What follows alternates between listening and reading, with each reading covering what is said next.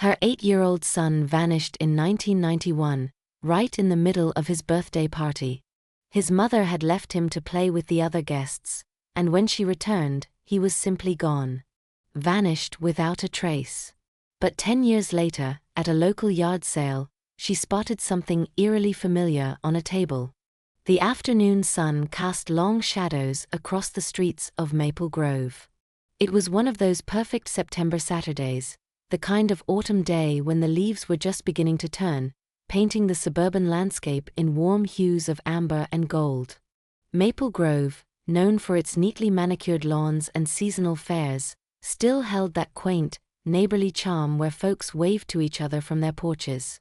Eleanor Blake sat in her living room, her gaze fixed on the empty spot on the wall where a family photo once hung. She'd taken it down years ago. It hurt too much to look at her son, Nick's, smiling face. A knock at the door pulled her from her thoughts. "Ellie, it's me," Dana's voice called from the other side. "Are you ready?" Eleanor opened the door to see her friend, a determined look on her face that hadn't wavered all week. Dana had been relentlessly trying to get her out of the house, suggesting they go to a community yard sale in the neighboring Lavender Creek area, just 4 blocks away. "I don't know if I am," Eleanor said, but she was already reaching for her jacket. "You need a change of scenery," Dana insisted gently but firmly. "It's been 10 years, Ellie. You can't live like this forever." 10 years. The words hung heavy in the air. 10 years. It had been that long since Nick, her 8-year-old son, had disappeared from his own birthday celebration. The case had long gone cold. The police had no leads, and Eleanor had lived in a constant state of agonizing suspense ever since. "I've always loved these sales," Eleanor admitted quietly. "They're like time capsules. All these old things remind you of better days." Dana's face brightened. "That's the spirit. Come on, I can't even remember the last time we went out together." As they walked to Dana's car, Eleanor noticed that the neighborhood hadn't changed much. The same old oak trees lined the streets, the same houses with their well-kept gardens. Time had marched on for everyone else, but for her, it had stopped on that terrible day. They drove the short distance to Lavender Creek, where the yard sale was in full swing. It was a true neighborhood event. Families had set up tables on their lawns and driveways, eager to clear out their unwanted treasures. "Wow, this is huge." Dana marveled. After parking, they began to stroll leisurely, browsing the items on display. Vintage clothes hung on makeshift racks. Old books were stacked in cardboard boxes, and kitchen gadgets from decades past gleamed in the sunlight. Eleanor had to admit it was nice to be out in the fresh air. The hum of conversations, the sheer ordinariness of it all, was surprisingly soothing. They stopped at several tables, examining items, chatting with sellers. And then Eleanor saw it. At first, she thought her eyes were playing tricks on her. Amidst a collection of children's toys and books on one of the tables, something blue caught her eye. She frowned and moved closer. Her heart began to pound faster. It was a handheld game, unmistakably turquoise. With trembling hands, she picked it up and saw 3 Pokémon stickers. Pikachu in the center, flanked by 2 others. "Nick," she whispered, her voice catching. "What is it?" Dana asked, noticing her friend had frozen. "It's Nick's," Eleanor said, her voice stronger now, but trembling with emotion. "It's my son's handheld. Look at the stickers. They're exactly the same." Memories flooded back. Nick's friend from school had given him the game for his 7th birthday, a year before he disappeared. He carried it everywhere. And Eleanor remembered how she'd begged him every day not to take it to school. "Are you sure?" Dana asked softly. 100%, Eleanor replied, gripping the device tightly. No one else could have this exact game with these exact stickers in this exact order. "Can I help you, ladies?" An older man approached them with a friendly smile. which quickly faded as he saw the look on Eleanor's face. "Where did you get this?" Eleanor asked, her voice shaking. She was trembling so much she nearly dropped the game. The man instinctively reached out and caught it. "Hey, are you all right?" "This is my son's," Eleanor said, her voice rising. "This is my missing son's game. Where is he? Where is my boy? Please, if you know where Nick is, tell me." Her frantic voice and desperate plea began to draw attention. People turned, whispering. The man's expression shifted from confusion to hesitation, then to fear. "I don't know what you're talking about," he said, snatching the game from her hands and shoving it into his jacket pocket. "No!" Eleanor cried, panicked. His behavior only confirmed her suspicions. "That's my son's. Why are you hiding it?" "Ellie, calm down," Dana tried to intervene, placing a hand on her friend's shoulder. But Eleanor was beyond stopping. The stress of the moment, the raw grief of 10 years, overwhelmed her. She lost her balance and fell to the ground. A gasp rippled through the crowd. "I'm calling the police," the older man announced, pulling out his phone. Within 5 minutes, a patrol car arrived. A young officer stepped out and approached the scene. "What's going on here?" The older man spoke first. "This woman is having a panic attack, claiming a handheld game I'm selling belongs to her son. She has no proof, and she tried to take it." "May I see the device?" the officer asked. The man crossed his arms. "By law, I don't have to show you anything. It's my property. I have a right to privacy." "I'm asking for your cooperation," the officer said, his tone firmer. "I know my rights," the man insisted, his hand still on his pocket. Eleanor looked at the officer. "Please, contact the detective who handled my son Nick Blake's case. He disappeared 10 years ago." The officer called for backup and contacted the detective. A few minutes later, more patrol cars and an unmarked sedan pulled up. Detective Miller, a man in his 50s with graying hair, stepped out and immediately approached Eleanor. "Eleanor Blake, I remember you," he said softly. "What happened?" "The handheld," Eleanor said, pointing at the older man. "He has Nick's handheld game, the blue one with 3 Pokémon stickers." The detective's face turned serious. He turned to the man. "Good afternoon. I'm Detective Miller. I handled her son's case. The boy was 8 when he disappeared. He'd be 18 now. We have a detailed list of his belongings that went missing with him, including his favorite toy. A blue handheld game with 3 Pokémon stickers." He retrieved a folder from his car and showed old photographs. "These are pictures of Nick and his game. Now, I'll ask you to hand over the device so we can compare it." One of the patrol officers suddenly spoke up. "Hold on, isn't that Walter Green? Sergeant Walter Green." The older man straightened slightly. The officer continued, "You were a respected sergeant here in Lavender Creek. You know our procedures." With obvious reluctance, Walter Green pulled the handheld game from his pocket and handed it over. Detective Miller carefully took it, comparing it to the photographs. The resemblance was uncanny. "Where did you get this, Walter?" the detective asked. "Bought it at a flea market years ago," Walter quickly replied. "That's a lie," Eleanor exclaimed. "He's involved somehow in my son's disappearance." "Ellie, please," Detective Miller said. Then, addressing Walter, "We need to search your property." "Fine," Walter said through gritted teeth. "Do what you have to." The officers started with Walter's car and the boxes he'd brought to the sale. They methodically checked everything, but found nothing suspicious. "We'll need to search your home as well," the detective said. "Do you consent to cooperate?" Walter sighed. "All right, but I don't want that woman," he pointed at Eleanor, "on my property." Everyone headed for their cars. Detective Miller helped Eleanor and Dana into his vehicle. Walter led the procession to his house, which was just a block around the corner. Police cars followed him. As they drove, Eleanor's heart pounded. After 10 years of emptiness, was this finally a lead, or just another dead end, of which there had been far too many in this case? The sun was beginning to set as they pulled up to Walter Green's modest 2-story house. Its white siding and dark shutters gave away no secrets.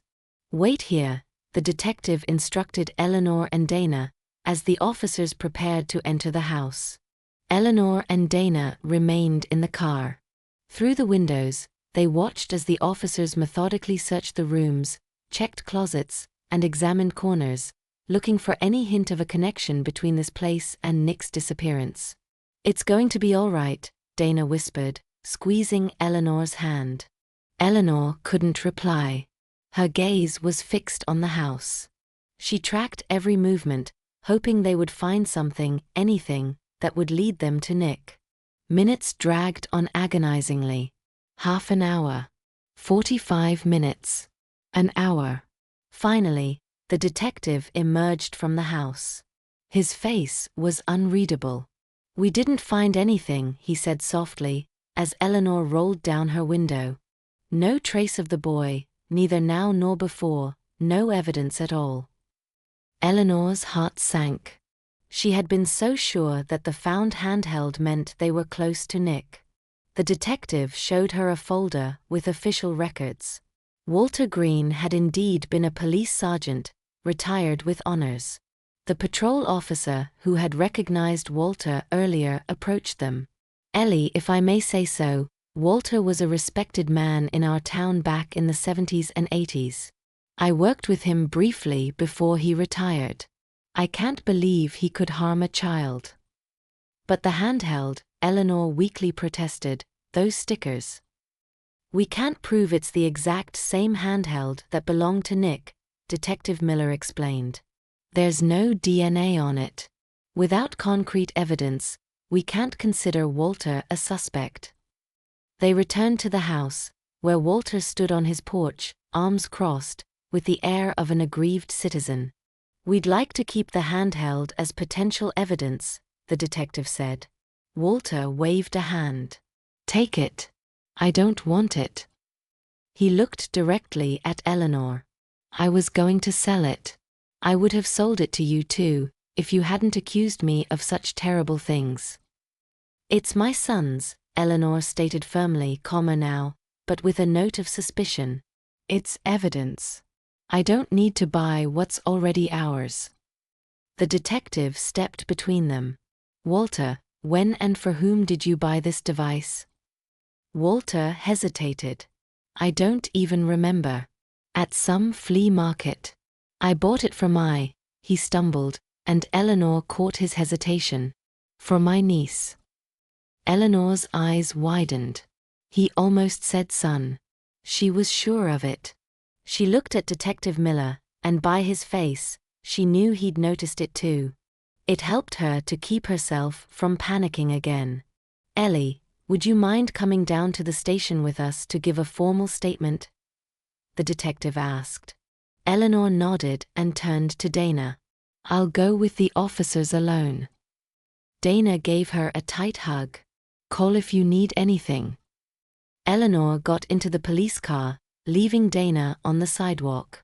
As they drove away, she saw Walter in the side mirror, still standing on his porch, talking to the other officers. The station was a modest brick building that had served the town for decades. Eleanor had been there far too often. First, during the initial investigation, then for the rare updates that eventually ceased. At the station, she was led to a small interrogation room where she gave a statement about the day's events. The officer taking down her words occasionally asked for clarification. When they finished, she signed several documents. Her hand was tired from the repetitive motion. "I want to see the handheld again," she suddenly said. The officer looked unsure but made a call. A few minutes later, a forensics tech appeared with the device in an evidence bag. "Let's check it out together," she said kindly. She was a young woman with a gentle gaze who seemed to understand why Eleanor needed to see it. They went to a lab room where the tech carefully removed the handheld and inserted 2 batteries. A familiar power-up chime filled the room. The screen lit up. "It still works perfectly," the tech noted. "It even has a game cartridge." Eleanor leaned closer. Her eyes narrowed as the tech carefully pulled out the cartridge and read the faded label. "It's Nick's," Eleanor said, her voice slightly trembling. "His favorite game. He took it everywhere." She looked at the others with growing anxiety. "You can trace something from this, right?" Detective Miller joined them. "Ellie, this device could have ended up with Walter in many ways. Maybe Nick left it somewhere, someone found it, and sold it at a flea market. These things are built to last." 10 years, Eleanor said, her voice breaking. 10 years without a single lead. The case went cold, but today, this has to mean something. Can't you do something? The forensics tech placed a hand on her shoulder. "We'll try to look for fingerprints, trace DNA, but honestly, the chances are slim. This device has clearly been in many hands over the years. Don't expect too much." Eleanor nodded, understanding, but not accepting. She watched as the handheld was carefully repackaged, as if it were the only thread connecting her to her missing son. "Go home, get some rest," the detective said when they finished. "It's been an emotionally draining day. We can send an officer with you." Eleanor considered it. She was more tired than she'd been in years. The hope and disappointment of the day had completely exhausted her. "Yes," she said quietly. "Thank you." In the police car taking her home, Eleanor couldn't shake the feeling that Walter Green knew more than he was letting on. His stumble, when he almost said son instead of niece, kept replaying in her mind.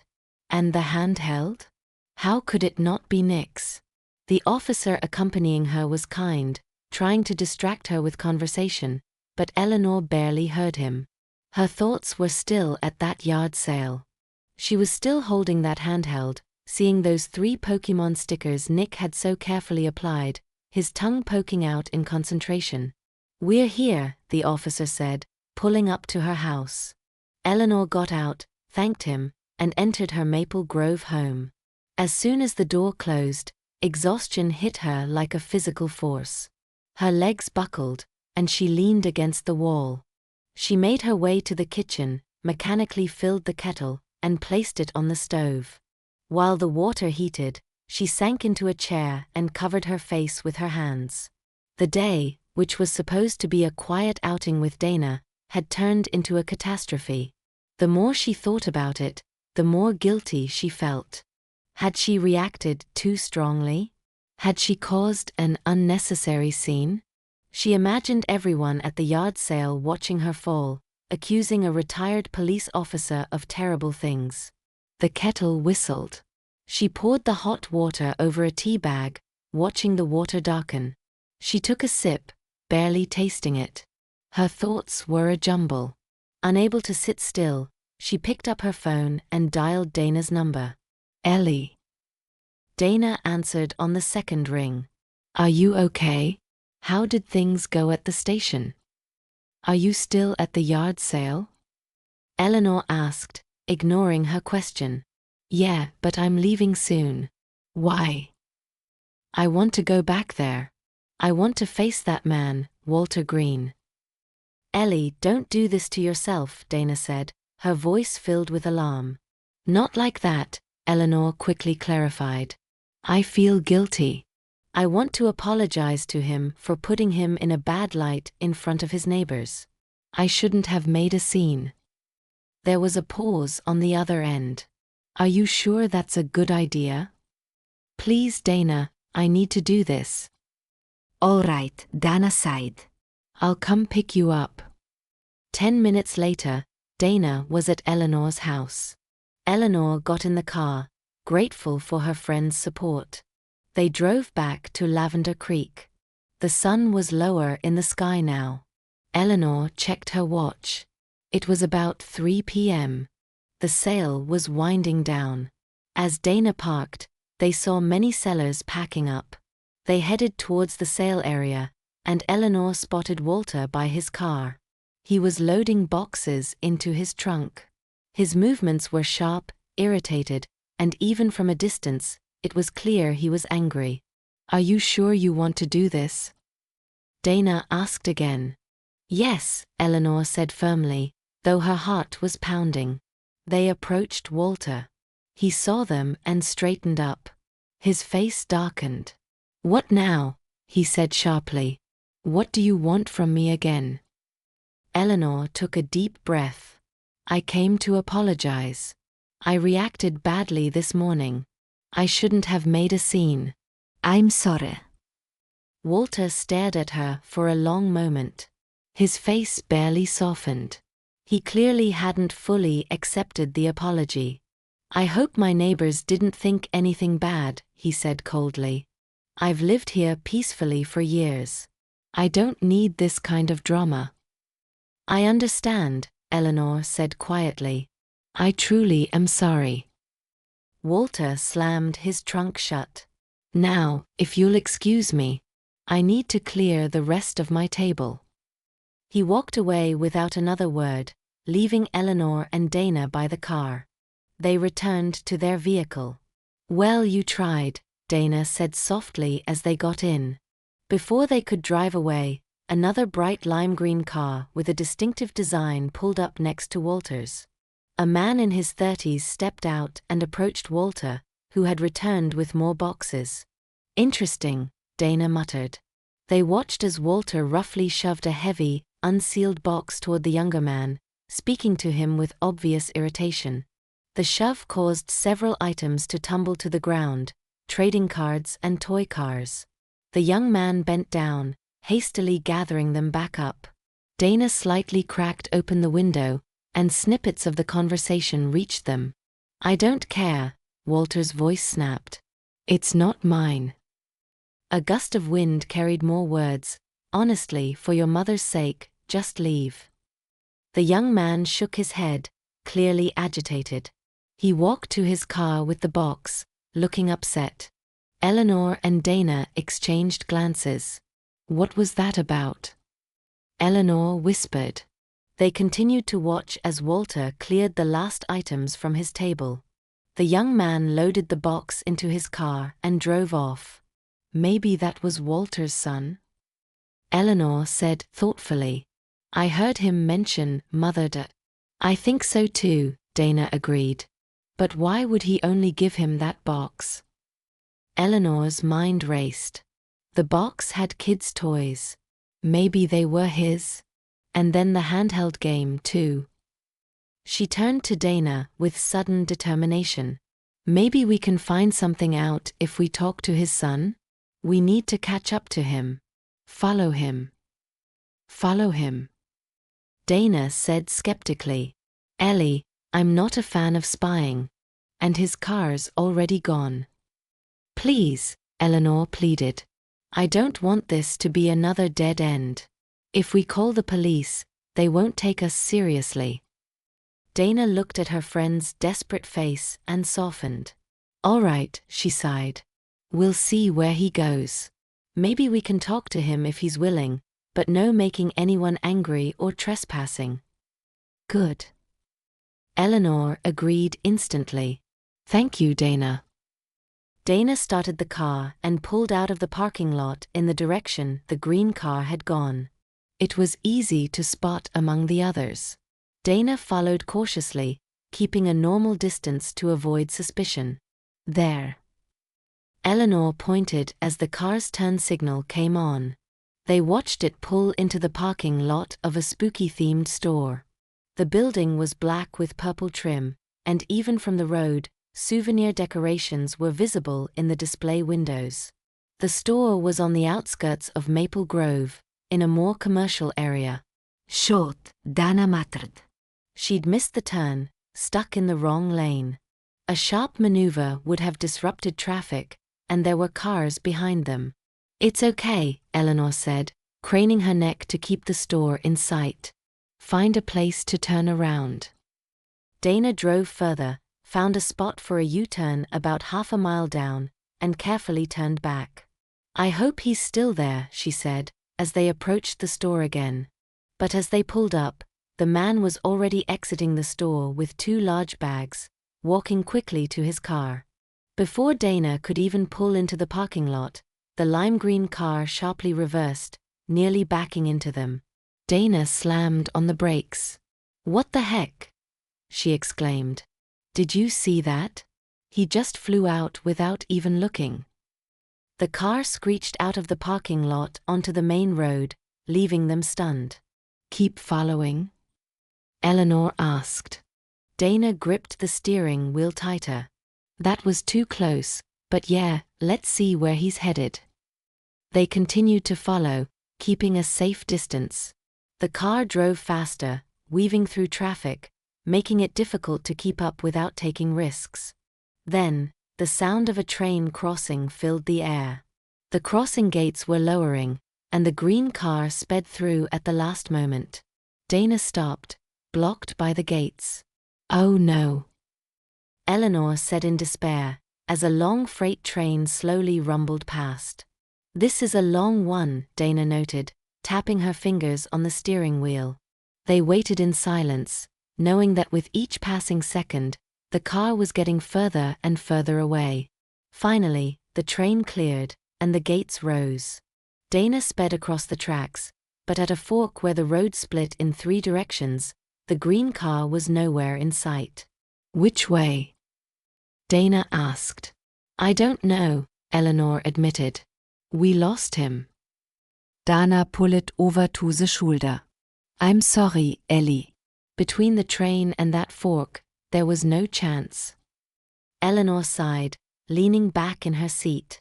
"It's okay, we drove pretty far after him already." "Maybe it's nothing." "Maybe we shouldn't have chased him at all. We should have just told the police." She looked out the window at the darkening sky. "It'll be dark soon. Time to head back." Dana nodded, turning the car around. "We'll tell the police about this guy. He seems to be Walter's son.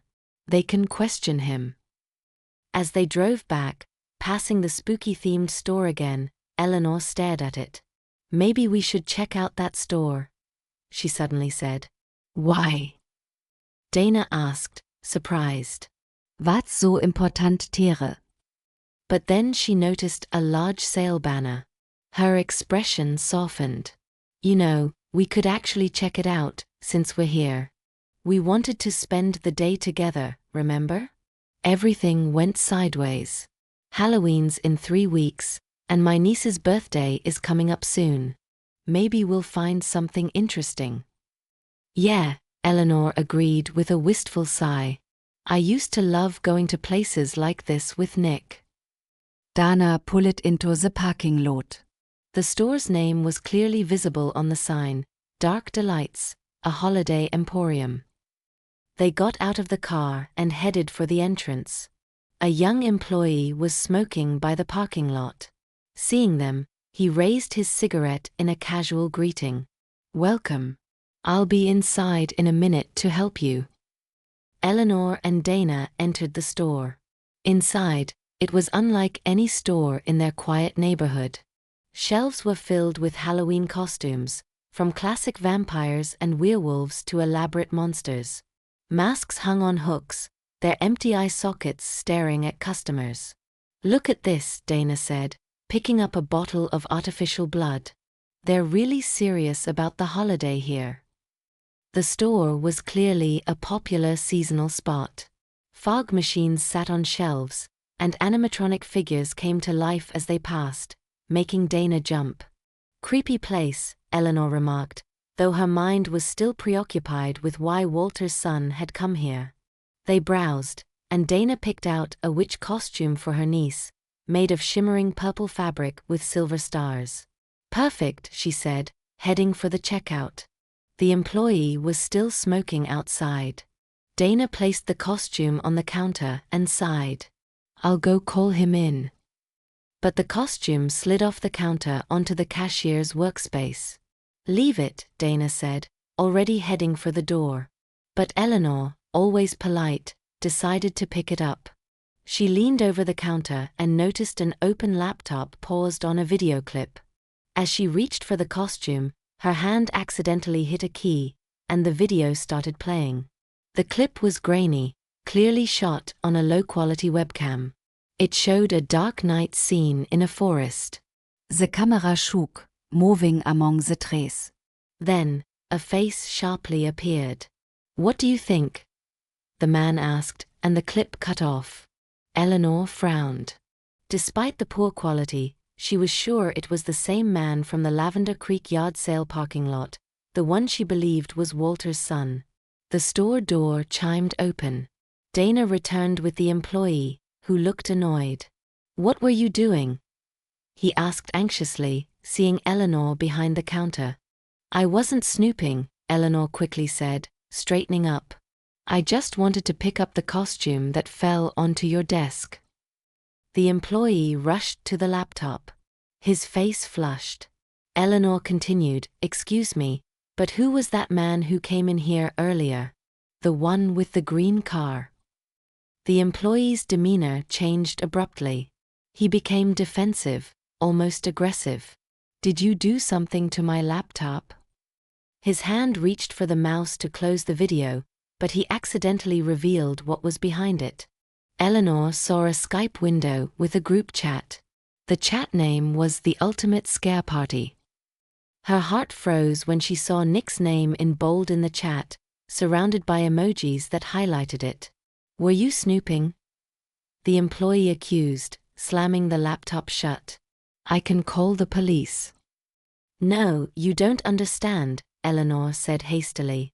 "My son disappeared 10 years ago. His name was Nick. Why is that name in there? Tell me."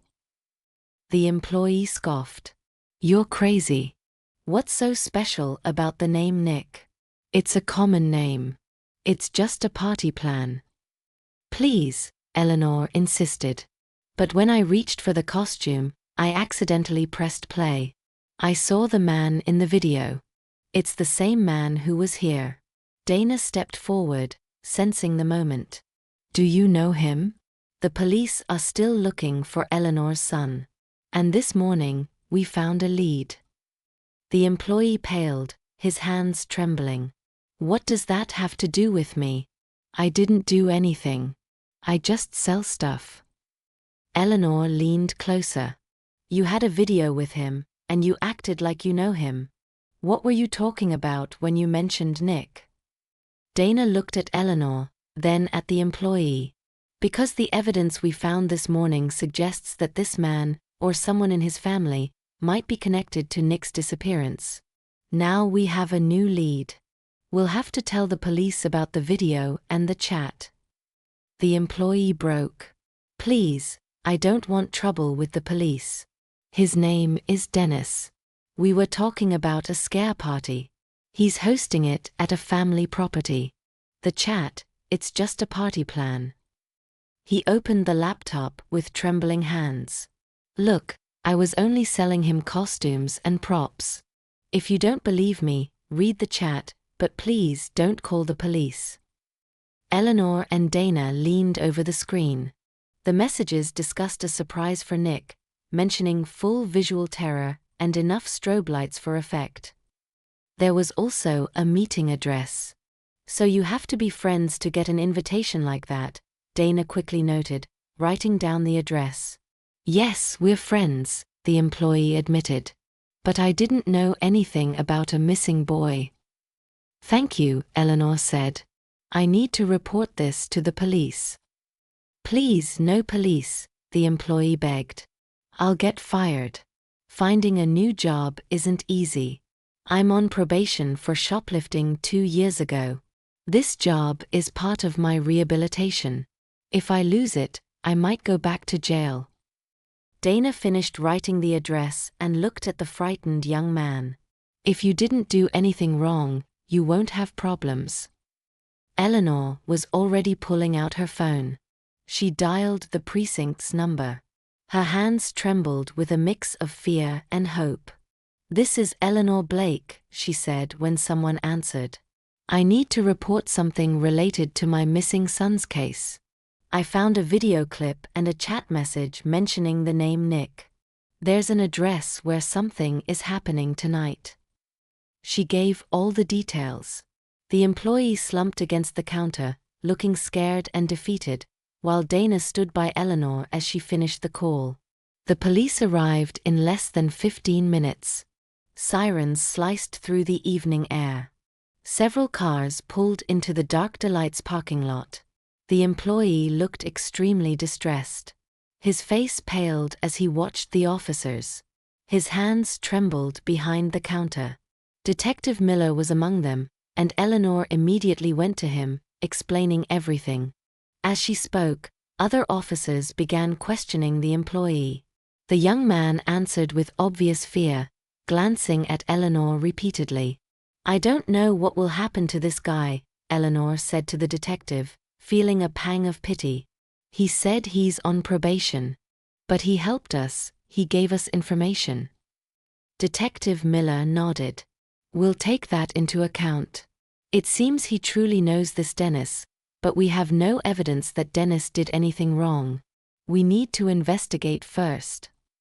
One of the officers approached with the address Dana had written down. "This address isn't far, out of town by the woods."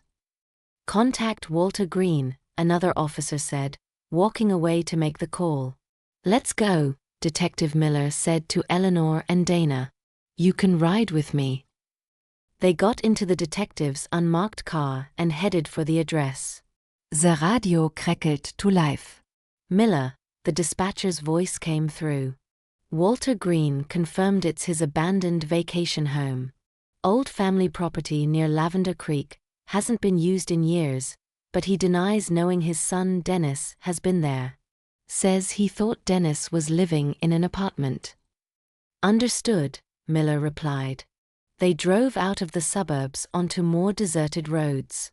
The sun was setting, painting the sky in orange and purple hues. The tres grey ticker. Finally, they turned onto a narrow dirt road. Ahead, a house appeared, an abandoned cabin with boarded-up windows, overgrown with weeds. The scene looked eerie in the fading light. "There's the green car," Eleanor said, pointing to Dennis's parked vehicle. "There are a few other cars nearby, but I don't see anyone," Dana noted. Police cars pulled up. Officers stepped out, hands on their sidearms. Miller turned to Eleanor and Dana. "Stay in the car," he ordered. But Eleanor couldn't, not now that they were possibly so close to Nick. She and Dana quietly exited and followed at a distance. The officers cautiously approached the cabin. The front door was unlocked, slightly ajar. "Police," they announced loudly. Anione in sight. There was no answer. The officers entered, weapons drawn. Despite the warning, Eleanor and Dana followed, keeping their distance. The house smelled of mold and dampness.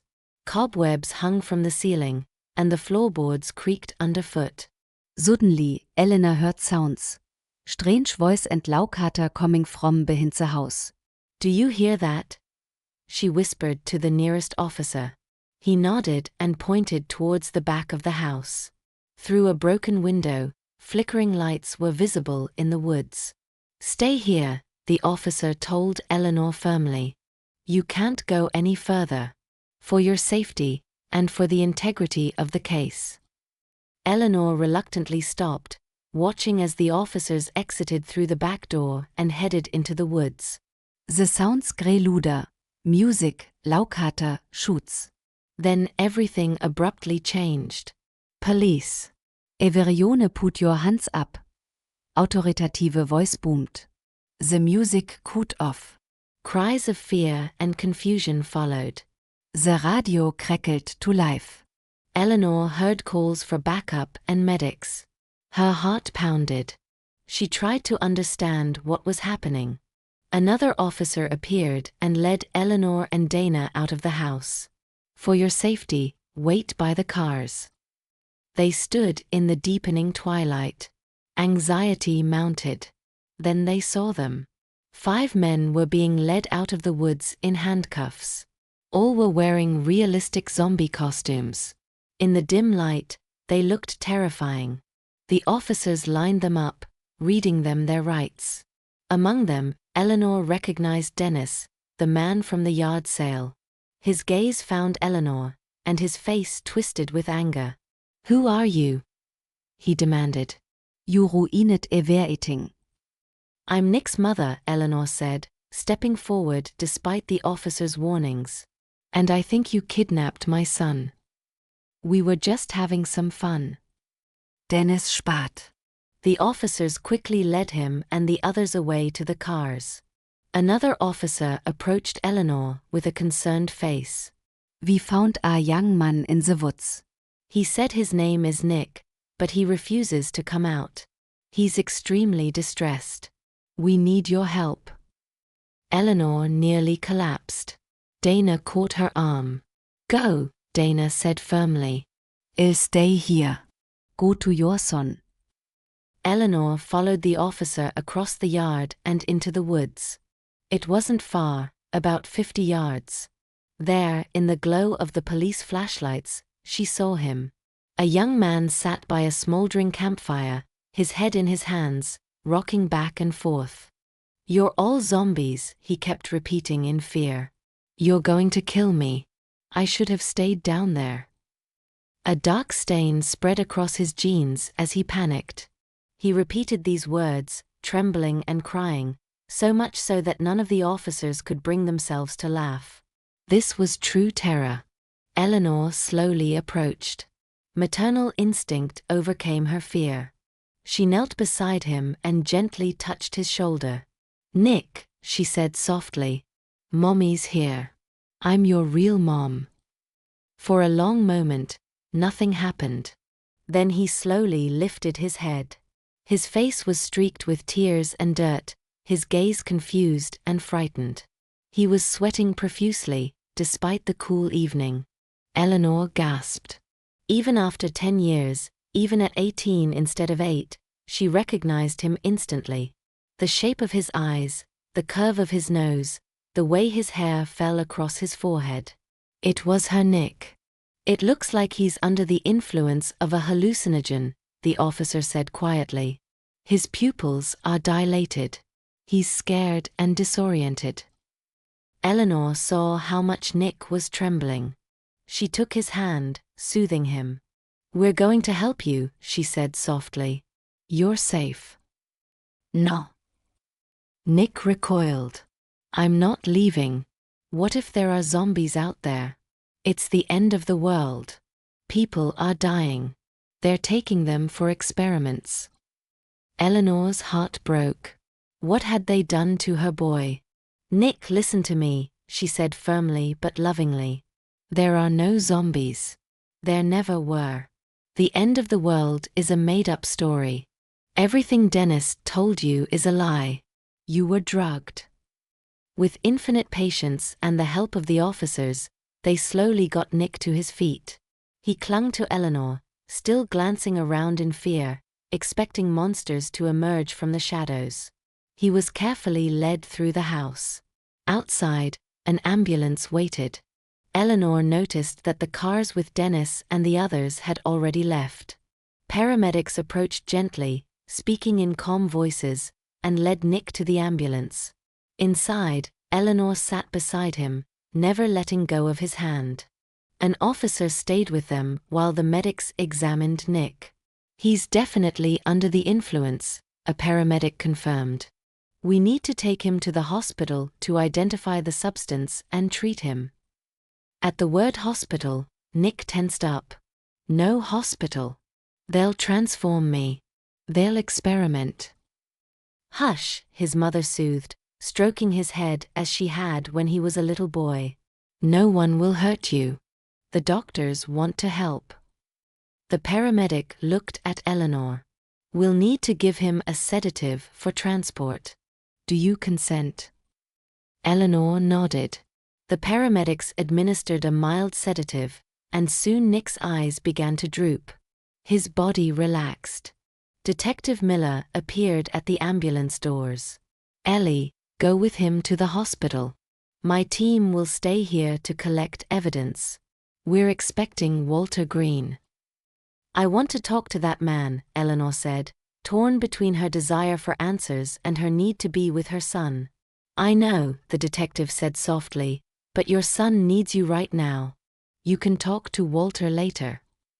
Eleanor looked at Dana, who had approached the ambulance.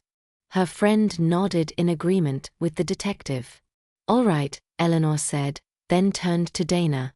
"I need your support, Dana. Will you come with us?" "Of course," Dana replied, climbing into the ambulance. The paramedics secured Nick on the stretcher. Eleanor held his hand until the ambulance doors closed, shielding them from the crime scene and the questions that would have to wait. At the hospital emergency room, there was a flurry of activity as Nick was wheeled through the doors. Eleanor tried to follow, but a nurse gently stopped her. "Please," she said kindly, "let the doctors work. We'll take good care of him. We'll call you as soon as you can see him." Eleanor and Dana were led to a quiet waiting room. The plastic chairs were uncomfortable, the walls sterile beige, but Eleanor barely noticed. She collapsed into a chair, the day's events finally catching up to her. "I can't believe it," she whispered. "He's alive. Nick is alive." Dana sat beside her, taking her hand. "You found him, Ellie. After all these years, you found him." They sat in silence. Then Eleanor turned to her friend, tears welling in her eyes. "Thank you," she said. "If you hadn't urged me to go out, if you hadn't insisted on that yard sale, we wouldn't have found him." Dana squeezed her hand. "Now, think about the future. You're strong, Ellie. You never gave up hope, and now your son is back." Time dragged on painfully. Eleanor replayed the moment in the woods in her mind. Nick's fear, his confusion, how he didn't recognize her at first. What had that monster done to her baby? Finally, a doctor in a white coat entered, an older man with kind eyes behind thin-rimmed glasses. "Eleanor?" he asked. She nodded. "I'm Dr. Anderson. I'm treating Nick." "How is he?" Eleanor asked anxiously.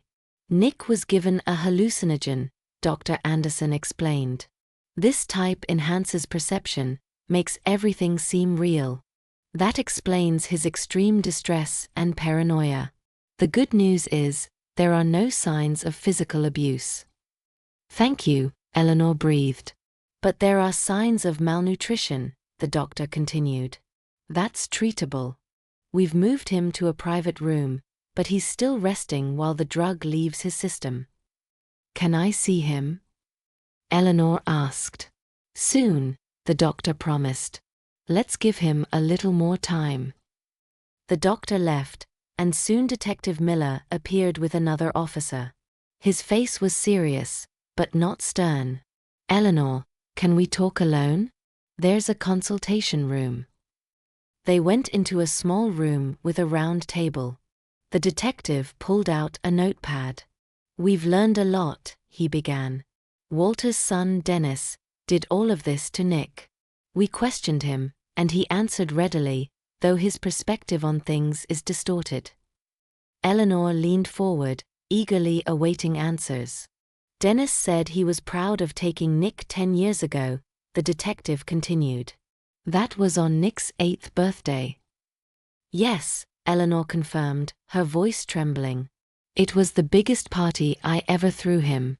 We invited all the neighbors and their kids to Nightingale Park. So many guests." She fell silent, remembering that perfect day that had turned into a nightmare.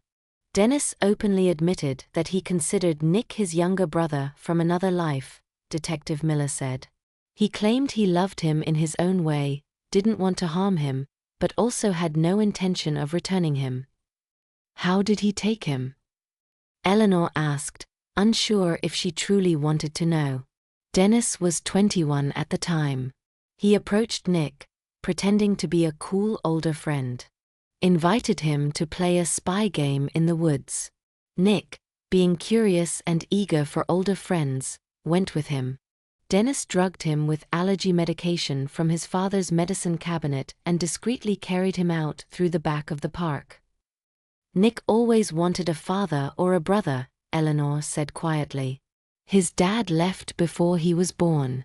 He didn't have any siblings. He was so trusting. The detective nodded sympathetically.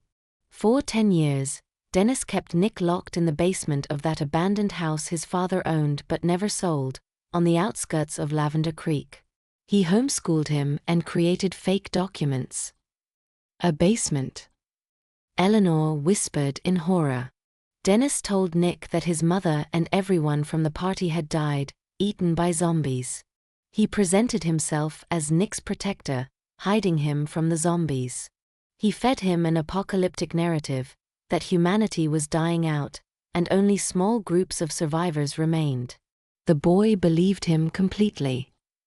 But Nick grew up and wanted to go out and help, Dana said, beginning to understand. Exactly, the detective replied. Dennis would give him hallucinogens and stage zombie encounters in the woods to scare him and drive him back into hiding. Nick was a teenager who had seen almost nothing of the world.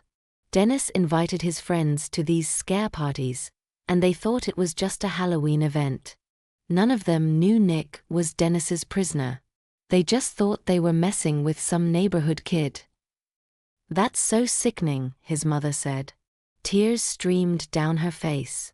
Dana squeezed her hands tightly. And Walter? Eleanor suddenly asked. Did he know? The detective's face became complex. Walter told us everything. And he's asking to speak with you. If you agree, we can hear him together. Eleanor thought about it and nodded. I want to hear what he has to say. The detective left and returned with Walter Green. The older man looked utterly drained, as if he'd aged 10 years in a matter of hours. He sat across from Eleanor, not meeting her gaze. The detective nodded to him. Walter cleared his throat. Ellie, I want to apologize for everything. I honestly knew nothing about the kidnapping. I swear, I knew my son had a problem, an unhealthy obsession with children since his youth. I knew something was wrong with him, but I never thought he'd go this far. He paused, gathering his thoughts. When I was a police officer, I was always busy. I left Dennis with his grandparents a lot. We were never close, even as he grew up. Then why did you try to hide the handheld this morning? Eleanor asked harshly. Walter flinched. When you recognized it, I realized Dennis had done something wrong, but I couldn't believe he'd kidnapped your son. I was trying to protect him. I thought maybe he'd just scared or hurt someone. I found pictures of children on his computer. He was obsessed, but I never imagined he'd taken someone. I didn't want to believe it. His voice broke. I sincerely apologize for my behavior this morning and for my son. There are no words to justify his actions. He will be punished. Eleanor slowly nodded, processing what she'd heard. Everyone was stunned. We've started processing Dennis and his friends, Detective Miller added. And the store employee. His name is Andy. What about Andy? Eleanor asked, remembering the terrified young man. He also didn't know about the kidnapping. He was scared of being questioned because of his probation from another case. Andy worked at the store, selling Dennis things, not knowing the truth.